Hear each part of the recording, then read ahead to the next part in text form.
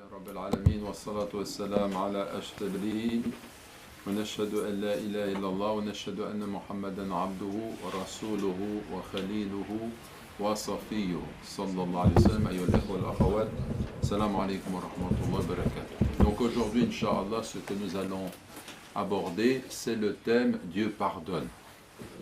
Et donc, j'aimerais commencer simplement en vous rappelant que quand on parle du pardon, d'une thématique en islam, il est bon de ramener cela au nom divin. Si je veux parler de la miséricorde, on a la Rahman, Rahman al-Rahim, le pardon, on a des termes qui sont utilisés dans le Coran, des noms divins, comme le fait que Dieu est le Rafour, le tout pardonnant, El-Rafar, le très pardonnant, El-Wadoud, l'aimant. Également, vous avez El-Afou, l'indulgent, Ar-Rahman, Ar-Rahim, le très miséricordieux, le tout miséricordieux, Et-Tawwab, celui qui accueille le repentir. Et donc, tout cela, ce sont des noms divins qui nous renvoient à cette signification qui relève la miséricorde et le pardon qui vient d'Allah subhanahu wa ta'ala. Donc, si on parle de ces noms divins, l'essentiel pour nous, c'est de considérer que nous avons été créés pour adorer notre Créateur, que cette adoration, cet amour d'Allah dépend de notre connaissance de Dieu, donc autant nous connaissons Dieu, autant nous l'aimons, et que cette connaissance d'Allah, elle passe par la connaissance des noms, el-asma, des attributs, as-sifat, et également de tout ce qui nous vient de Dieu, les actions, ce que fait notre Créateur, subhanahu wa ta'ala. Et j'aimerais vous rappeler ici que lorsqu'on parle d'un savoir quelconque, la noblesse de cette connaissance est fonction de son objet. Pour quelqu'un qui étudie la mécanique, il n'y a pas de saut métier, eh bien l'objet c'est de réparer une voiture, eh bien quand il comprend quel est le fonctionnement d'un moteur, c'est un savoir qui est utile à ce niveau-là. C'est différent, autre chose est le savoir d'un médecin qui s'occupe des maladies du cœur, d'opérer le cœur, donc, et qui va l'amener une étude beaucoup plus sérieuse, beaucoup plus importante. Pourquoi? Parce qu'il s'agit de la vie d'un être humain. Et plus important encore est le savoir qui nous oriente vers notre Créateur, subhanahu wa ta'ala, dans le sens que cette connaissance dont le sujet est Allah subhanahu wa ta'ala, c'est le plus important, c'est ce qui nous permet de connaître Dieu et de nous rapprocher d'Allah. Et donc, c'est pour ça qu'il est important de connaître Dieu à travers les noms divins. Donc, si on parle du pardon, on a des noms qui se rapportent à notre Créateur. Et s'il y a pardon, s'il y a quelque chose qui s'appelle le pardon, c'est dans la perspective, en réalité, la finalité suprême. Ce n'est pas le péché, le fait de demander pardon, qui est là vraiment le sens fondamental du péché que l'on peut commettre et puis du pardon que l'on demande, mais c'est le sens fondamental, c'est d'apprendre à connaître notre Créateur à travers le fait qu'il est celui qui pardonne, parce que nous avons été créés pour cela. Donc même notre péché, sous cet angle, il a une fonction, il nous permet de connaître Allah. C'est bien pourquoi le messager de Dieu, comme vous le savez, a dit dans un hadith que rapporte Muslim, par celui qui tient mon âme dans sa main, eh bien, si vous ne commettiez pas de péché, Dieu vous écarterait et il viendrait avec un peuple qui commet des péchés, qui lui demande pardon, de sorte qu'il leur pardonne. Ça, c'est un hadith qui est tout à fait extraordinaire et qui vous montre que si on ne commettait pas du tout de péché, Allah nous écarterait parce que de cette façon-là, la voie qui nous permet de le connaître, de connaître qu'il est celui qui pardonne, ne pourrait être empruntée. Donc ça nous rend attentifs sur le fait que nos péchés ont une fonction. Comme on le dit toujours, ce n'est pas un encouragement à commettre des péchés, on en commet suffisamment, mais c'est une façon de comprendre ce qui est inscrit dans la destinée de l'être humain, parce que l'homme étant faible, il va commettre des erreurs, il va commettre des péchés. Il faut savoir comment, avec notre foi, avec notre connaissance de Dieu, gérer la chose, pour ne pas tomber dans le désespoir, dans la détresse, mais comprendre comment est-ce qu'on peut se comporter par rapport à cela. Si vous observez une chose, on peut rappeler également que c'est la mission de tout les messagers, de tous les prophètes, dans la voie d'Abraham, d'Ibrahim, alayhi salam, c'est en fait ce qu'ils ont prêché qui est essentiel et qui consiste fondamentalement, comme le dit Ibn al-Qayyim, je cite, la mission des messagers tourne autour de 3 fondements: faire connaître le Seigneur auquel on appelle les hommes au moyen de ses noms, de ses qualités et de ses actions. Deuxième fondement, faire connaître quel est le chemin qui conduit à lui. Et troisième fondement, leur faire connaître ce qu'il leur reviendra quand ils seront arrivés à lui dans la demeure qui traduira sa générosité, c'est-à-dire au paradis. Donc, connaître Dieu, nous montrer quelle est la voie qui nous permet de nous rapprocher de notre Créateur, et puis troisièmement, nous montrer que si on se comporte ainsi, eh bien on est destiné à recevoir la bénédiction de Dieu, le pardon de Dieu, la miséricorde de Dieu, le paradis de Dieu au final. Donc c'est cela la mission fondamentale des messagers, comme cela nous est décrit. Et en fait, les hommes, comme nous l'enseigne l'islam, ils ne peuvent pas connaître le bonheur s'ils n'apprennent pas à connaître leur Créateur. C'est le but ultime de leur existence, ils ont été créés pour cela. Je n'ai créé les djinns et les hommes que pour qu'ils m'adorent. Dans le cœur, il y a un besoin qui ne peut être comblé que si l'homme tend vers le Créateur, subhanahu wa ta'ala, que s'il se tourne vers son Créateur, et s'il adore, il aime de tout son cœur son Créateur. Tant qu'il ne goûte pas cela, eh bien le cœur est en manque, et l'être humain cherche ici et là des substituts, qui sont la distraction, qui sont les plaisirs de la vie de façon outrancière, excessive, mais il ne rencontrera jamais le bonheur de cette façon-là. Hein, donc, comme le dit également Ibn al-Qayyim al-Jawziyya, les âmes n'ont pas un besoin plus grand que celui qui consiste pour elles à connaître leur Créateur, à l'aimer et le mentionner, à en être émerveillées, à rechercher le moyen de s'en rapprocher. Ça, c'est vraiment des propos, des noms qui peuvent être écrits, hein, des phrases qui peuvent être écrites en lettres d'or, parce qu'il nous dit quel est le sens de la vie. Je répète, les âmes n'ont pas un besoin plus grand que celui qui consiste pour elles à connaître leur Créateur, à l'aimer et le mentionner, à en être émerveillé, à rechercher le moyen de s'en rapprocher. Et il ajoute, or aucune voie d'accès à cela n'est possible sans connaître ses qualités, ses noms, et ainsi de suite. Puis nous avons également le fait que Allah nous dit dans le Coran, « Innama yakhshallah min ibadihi al-ulama » Ceux qui craignent vraiment Dieu, parmi ses serviteurs, ce sont les savants. Ibn Kathir, quand il nous parle de ce passage, il nous dit que ceux qui craignent vraiment Dieu, ce sont les savants, et il nous dit ce sont el-arifoun. El-arifoun, cela parce qu'ils ont une connaissance intime de leur Créateur qui va faire qu'ils vont craindre Dieu de tout leur, qu'ils vont aimer Dieu de tout leur cœur et craindre Dieu de tout leur cœur. Et c'est eux qui craignent vraiment Allah. Or, cela n'est possible que si on apprend à connaître Dieu à travers ses noms, à travers ses attributs, à travers ce qu'il fait et ce qu'il nous dit de lui-même, subhanahu wa ta'ala. Donc ça, c'est un point qui est fondamental.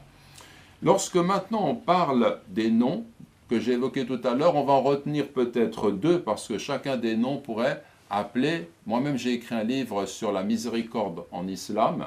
C'est un livre de plus d'une centaine de pages. Et en fait, le fondement de cet ouvrage, c'est de partir sur Ar-Rahman, Ar-Rahim, la miséricorde qui nous vient de notre Créateur. Donc pour chacun de ces noms, on pourrait écrire à partir du nom un ouvrage pour montrer que cela touche vraiment des aspects essentiels, des aspects essentiels de notre vie. Mais on va prendre 2 termes ici. Par exemple, dans le Coran, il nous est dit « Inna Allah kana afouwan ghafoura » ce qui signifie Dieu est certes indulgent et tout pardonnant. Afou et Ghafour, ce sont les 2 termes qui sont utilisés. On va les retrouver dans d'autres passages du Coran. Et les ulama nous disent que ces 2 termes, Afou, on a choisi de le traduire par indulgent, et Ghafour par tout pardonnant. Ces 2 termes, en fait, ils sont assez synonymes.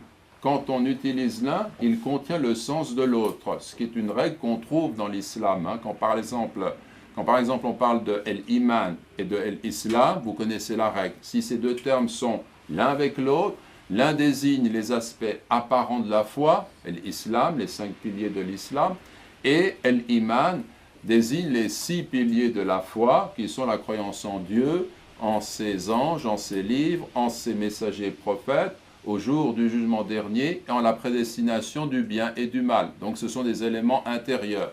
L'islam, dans ce cas-là, désigne ce qui est la pratique extérieure, comme la prière par exemple, le fait de donner la zakat, le fait de dire la shahada, le fait d'accomplir le pèlerinage et de jeûner, tout cela ce sont des actions qui sont en quelque sorte visibles, des actions du corps. Et quand on parle de l'iman, ça désigne des éléments qui sont intérieurs. Donc quand ces deux termes sont utilisés ensemble, l'un signifie l'aspect extérieur de l'islam, et l'autre signifie la dimension intérieure de la foi. Par contre, quand ils sont utilisés seuls, eh bien l'un peut être utilisé pour désigner et comprendre les significations de l'autre.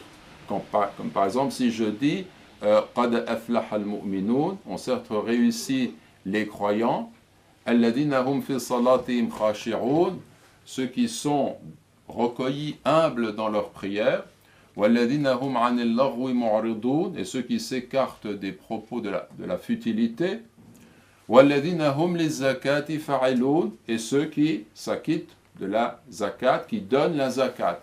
Donner la zakat, c'est l'un des 5 piliers de quoi? De l'islam. Pourtant, la sourate commence par « قَدْ أَفْلَحَ الْمُؤْمِنُونَ » Mu'minun nous ramène à iman. C'est cela. Quand on utilise ce terme seul, il peut recouvrir l'essence de l'islam. Mais quand on les met l'un à côté de l'autre, en règle générale, ils ont les sens différents qu'on vient d'évoquer. Alors pour Afu et Rafour, on peut retrouver cette logique. L'un peut évoquer le pardon, les deux nous renvoient à l'idée de pardon. Mais en fait, quand ils sont l'un avec l'autre, ils ont des sens plus précis.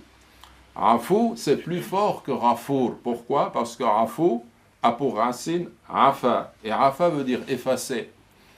Tandis que Rafour, Rafara, a pour racine, cette racine nous renvoie à l'idée de cacher.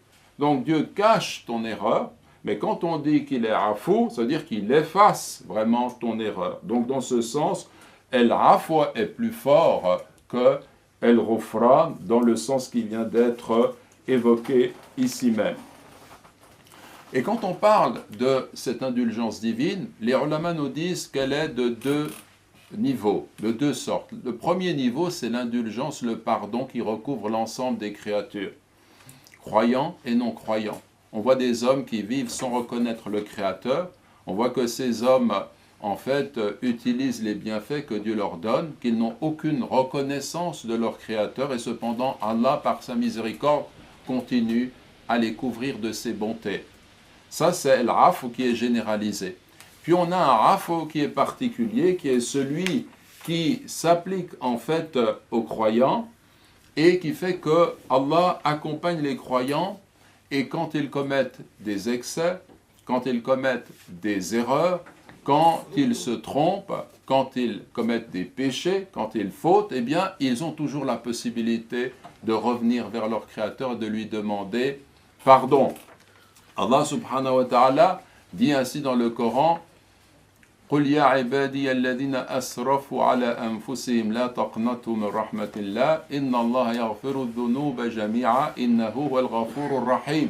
Ce qui signifie: ô mes serviteurs qui avez commis des excès à votre propre détriment, ne désespérez pas de la miséricorde de Dieu. Dieu certes pardonne tous les péchés, oui, c'est lui le tout pardonnant, le tout miséricordieux.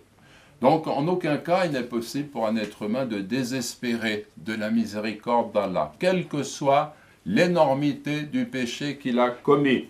Et ça nous montre que Allah pardonne tous les péchés, y compris le péché d'idolâtrie. Si quelqu'un était idolâtre, et si, étant idolâtre, adorant plusieurs divinités, dans le courant de sa vie, il se repent, il revient à Dieu, il adore un Dieu qui est unique, il reconnaît son erreur, Dieu lui pardonne.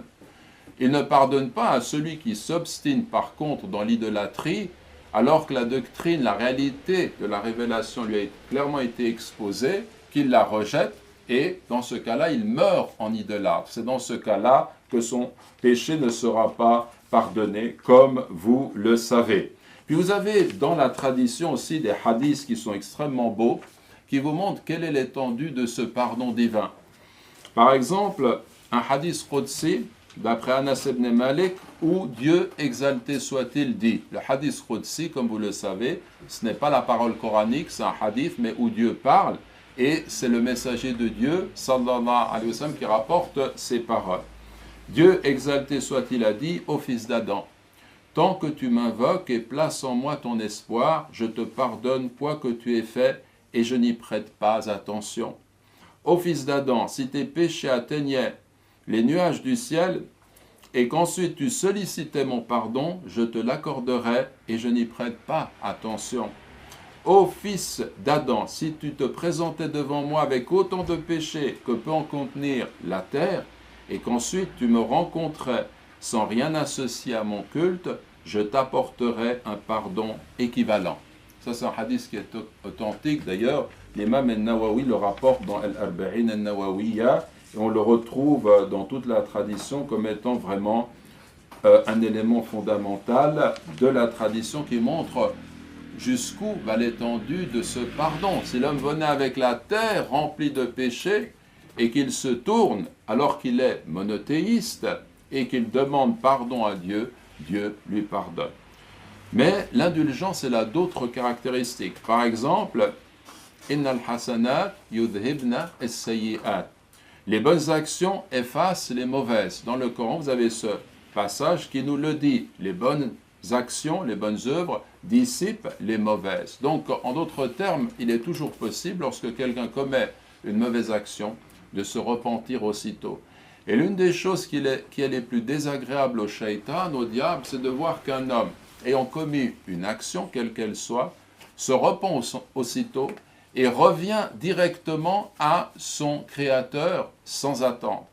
Par contre, ce qui plaît au shaitan, au démon, au diable, c'est de voir l'être humain tomber dans un péché et remettre à plus tard le temps du repentir. Donc si quelqu'un commet un péché, il doit savoir, aussitôt tu te tournes vers Dieu, tu lui demandes pardon, tu décides de ne pas tomber dans ce péché, tu te repens et Allah te pardonne.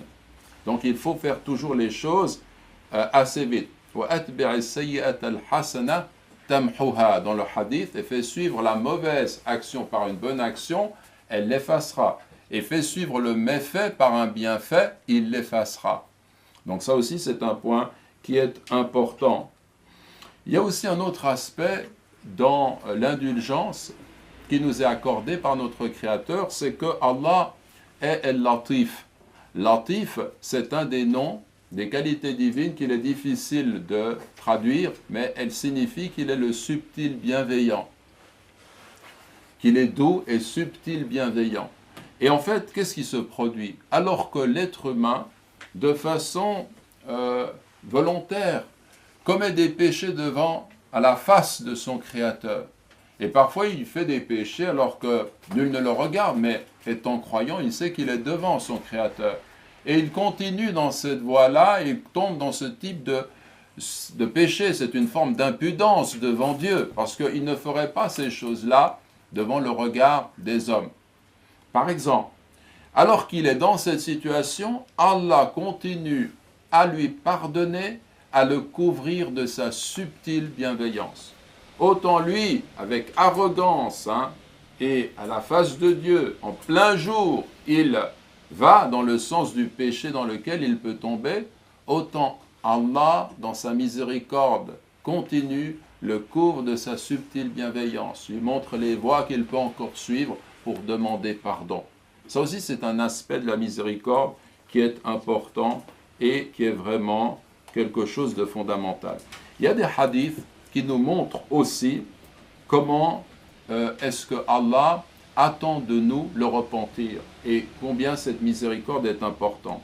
Anas ibn Malik dit que le prophète a dit « Dieu se réjouit certainement de son serviteur quand il revient à lui, plus que ne se réjouit l'un de vous qui était sur sa monture dans une terre désertique.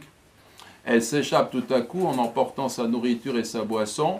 Il désespère de la revoir et s'allonge à l'ombre d'un arbre, n'ayant aucun espoir de retrouver sa monture.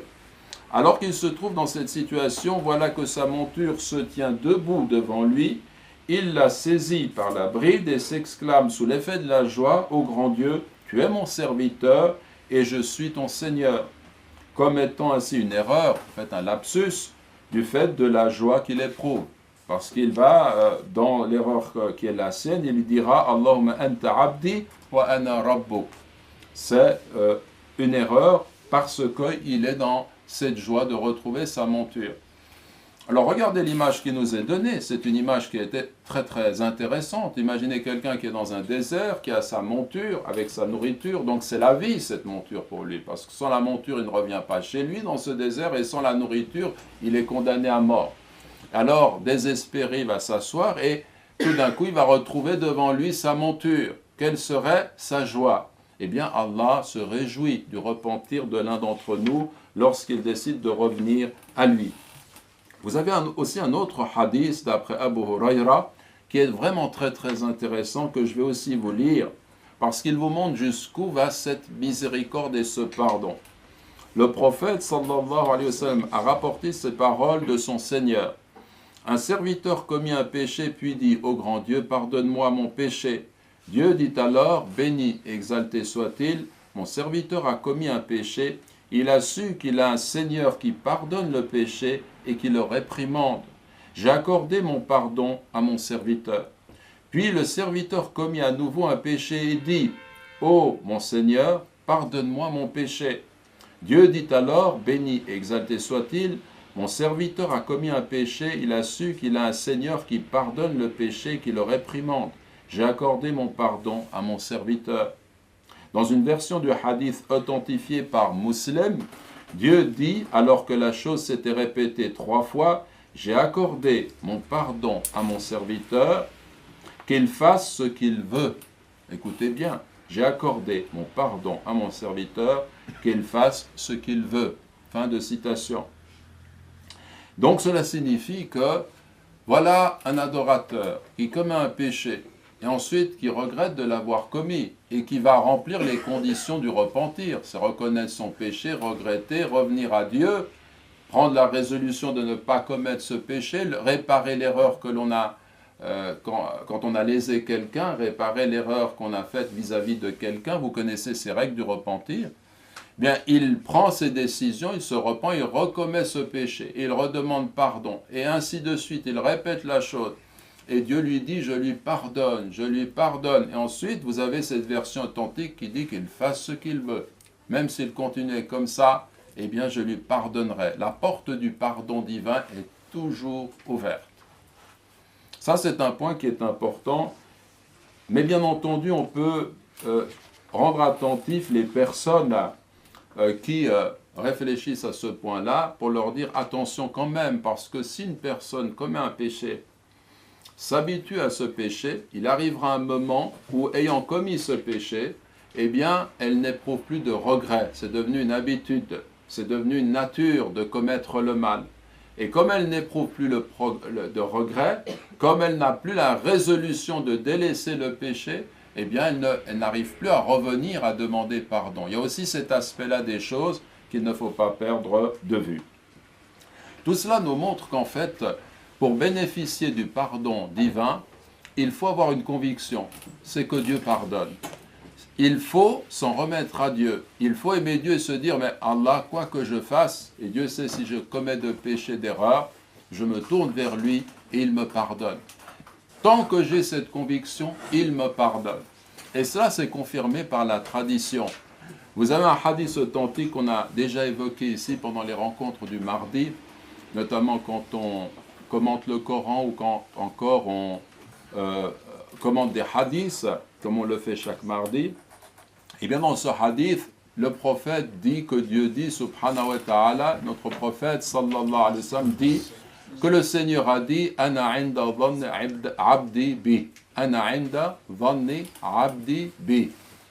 Wa ana ma'ahu idha dhakarani. فإن ذكرني في نفسي ذكرته في نفسي وإن ذكرني في ملأ ذكرته في ملأ خير منهم.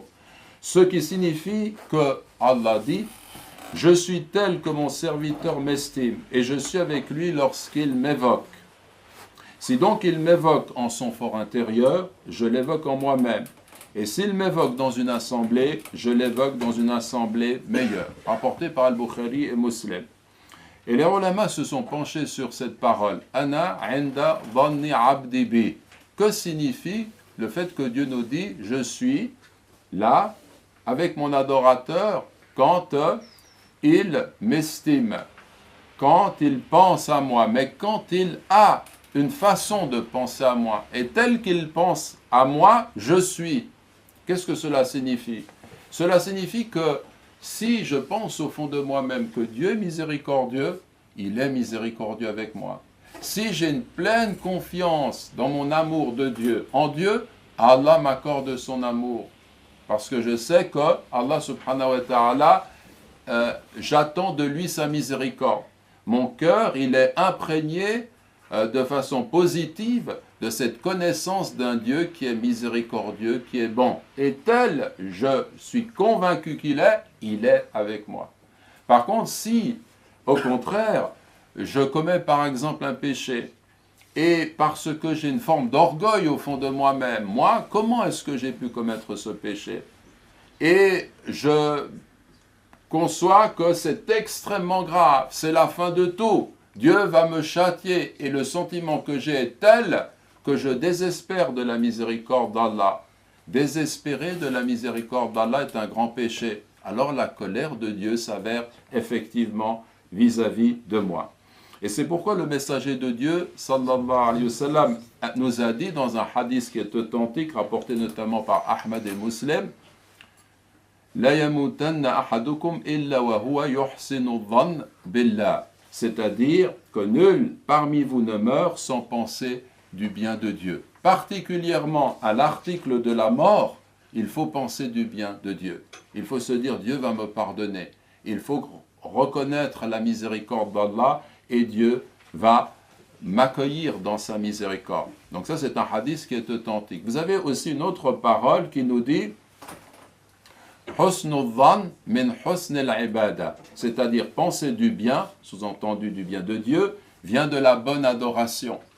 Ce hadith, il a été discuté par les ulama, certains ont considéré qu'il est de faible authenticité, d'autres l'ont reconnu comme authentique. Quoi qu'il en soit, ce hadith-là, son sens, nous rend attentifs au fait que si je veux vraiment penser, là aussi il y a une nuance à introduire, si je veux pouvoir penser du bien de Dieu, il faut que je m'engage dans le bien moi-même. Il faut que j'adore Dieu en vérité.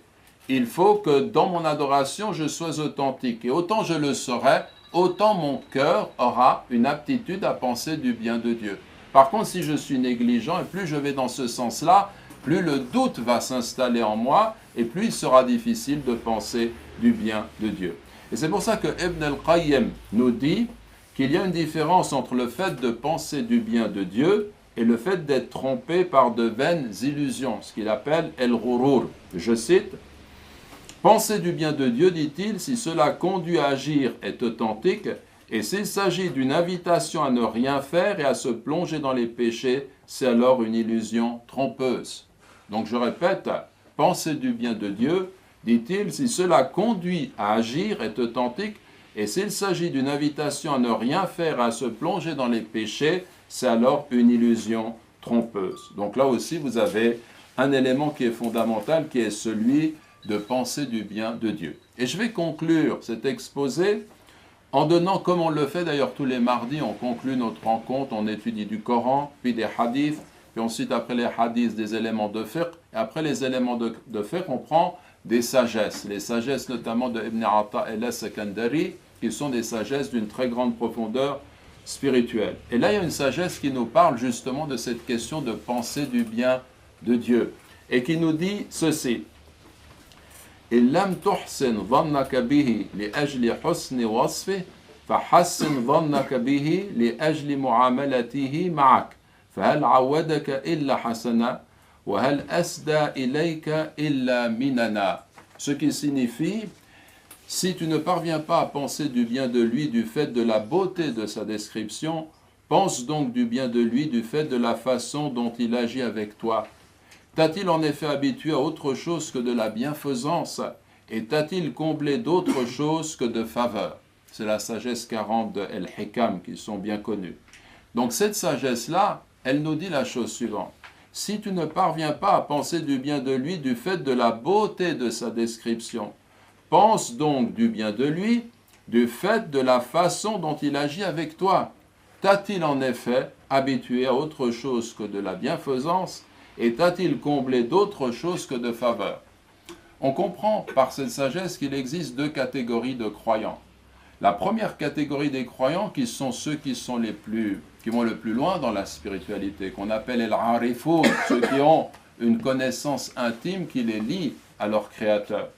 Eux, ils pensent du bien de Dieu. Pourquoi? Parce que tel est Dieu. Allah, il est Ar-Rahman, le très miséricordieux. Ar-Rahim, le tout miséricordieux.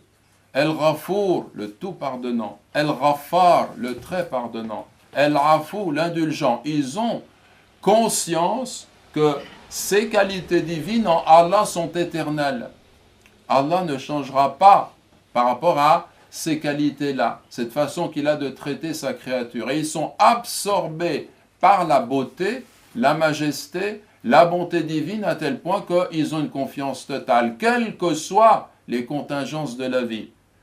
Quand il leur arrive un bien, ils n'y voient pas nécessairement la marque qu'ils ont tout acquis. Et quand on leur retire quelque chose, ils ne tombent pas dans le désespoir. Leur lien au niveau du cœur avec le Créateur est plus fort que leur rapport au monde, à ce qui arrive dans le temps et dans l'espace. Parce qu'ils connaissent Dieu à travers ses noms, la permanence du sens de ces noms, rien n'altère la sérénité qui habite leur cœur et le fait qu'ils ont pleinement confiance en lui. Tandis que si tu n'arrives pas à ce stade, nous dit-il, eh bien au moins aie conscience de tous les bienfaits dont il te comble. Il te donne la vie, il te donne la nourriture, il te donne des bienfaits innombrables. Pense à ton passé, combien dans ta vie, dans ton parcours, quels que soient les problèmes que tu as pu rencontrer, il t'a aidé, il t'a soutenu. Observe comment Allah, ton Créateur, est toujours à tes côtés pour te donner la vie, te donner tous ses bienfaits. Observe tout cela et à travers les choses de la vie qui te sont données, pense du bien de Dieu. Vous voyez, c'est deux situations, deux niveaux qui sont différents, mais en tous les cas, quel que soit notre cheminement spirituel, il faut s'engager dans cette voie. Donc voilà ce que l'on peut dire. Et j'aimerais peut-être conclure aussi par le fait que il est arrivé que quelqu'un s'était présenté à Al-Hassan al-Basri et il s'était plaint de la stérilité de la terre. Il lui dit « demande pardon à Dieu ». Un autre se plaignit de la pauvreté et il lui dit « demande pardon à Dieu ». Un autre se plaignit de la sécheresse qui avait touché son jardin et lui dit « demande pardon à Dieu ». Un autre vint lui dire « invoque Dieu afin qu'il me donne un enfant ». Il lui dit « demande pardon à Dieu ». On lui fit observer que ses réponses étaient continuellement les mêmes. Il expliqua « je n'ai rien dit qui vienne de moi ». Dieu dit dans la sourate, en fait c'est la sourate Noé, la sourate Nuh, « Istaghfiru rabbakum innahu kana ghaffara, yursilis samaa alaykum midrara, ويمددكم بأموال وبنين ويجعل لكم جنات ويجعل لكم أنهارا » Ce qui veut dire, j'ai donc dit, implorez le pardon. C'est Nuh qui parle à son peuple. Qu'est-ce qu'il leur dit? Implorez le pardon de votre Seigneur. Il est certes très pardonnant. Il enverra sur vous le ciel en abondance. Il vous renforcera par des biens et des fils. Et il fera pour vous des jardins et il fera pour vous des rivières. Donc, si vous lisez le Coran et ce passage, ce qui est intéressant, c'est que Nuh enseigne quelque chose à son peuple qui est fondamental. Il leur dit, implorez votre Seigneur, le pardon de votre Seigneur. Il est très pardonnant. Quelle va être la conséquence du fait de demander pardon? Il enverra sur vous le ciel en abondance. Il vous donc ça c'est par rapport à la sécheresse, celui qui posait la question de la sécheresse. Il vous renforcera par des biens et des fils, celui qui se plaignait qu'il n'a pas de fils. et il fera pour vous des jardins, et il fera pour vous des rivières. Donc vous voyez comment il a répondu en connaissance de cause. Et d'ailleurs, est-ce que cela est propre à nous? Non, parce que notre prophète, sallallahu alayhi wa sallam, nous enseigne exactement la même vérité. عن ابن عباس رضي الله عنهما قال قال رسول الله صلى الله عليه وسلم من لزم الاستغفار جعل الله له من كل ضيق مخرجا ومن كل هم فرجا ورزقه من حيث لا يحتسب رواه Abu Daoud. Le hadith est authentique rapporté par Abu Daoud et notre messager, le prophète Mohammed sallallahu alayhi wa sallam dit: celui qui est assidu à demander pardon à Dieu, il le sort de toute difficulté, il le soulage de tout souci et il lui accorde sa subsistance de façon inattendue. Donc voilà ce qui correspond exactement à la réponse que donnait Al-Hassan al-Basri wa jazakumullahu khayra. Ce week-end, le week-end dernier, j'étais censé être à Roubaix. Et à Roubaix, j'étais invité dans la mosquée Bilal pour tenir un exposé, ce même exposé. J'ai choisi le pardon divin. Le Dieu pardonne. C'est exactement le même sujet. Et puis les autorités s'en sont mêlées et on m'a interdit le fait d'avoir accès à cette mosquée pour donner cet exposé. Ensuite, je devais le lendemain être à Saint-Quentin pour un autre exposé. Et puis, c'était la même chose. Donc, c'est pour vous dire qu'il y a eu des problèmes en France ce week-end pour parler de cela. C'est pour cette raison qu'on a choisi d'enregistrer aujourd'hui. Et ensuite, on va envoyer cela à nos amis qui sont là-bas, qui nous ont invités pour qu'ils diffusent, pour qu'on se rende compte à quel point il est aberrant d'interdire une parole, celle que je viens de donner, sous prétexte d'intégrisme, d'islamisme, de fanatisme et autres ismes qui ne correspondent en réalité à rien. Donc voilà le mot de la fin.